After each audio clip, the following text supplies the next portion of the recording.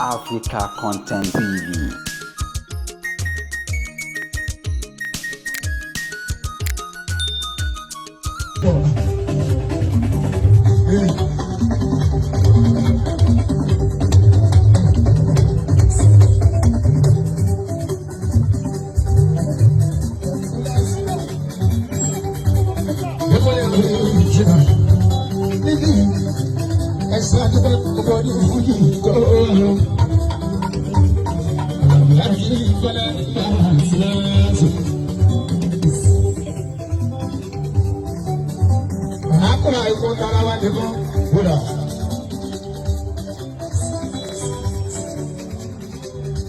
Ẹnikẹ́ni tó bá bọ̀ táyà èdè kan tẹ́ bá lọ pè nílé lọ́jọ́ ọ̀gá olórí ní jáde-nílé.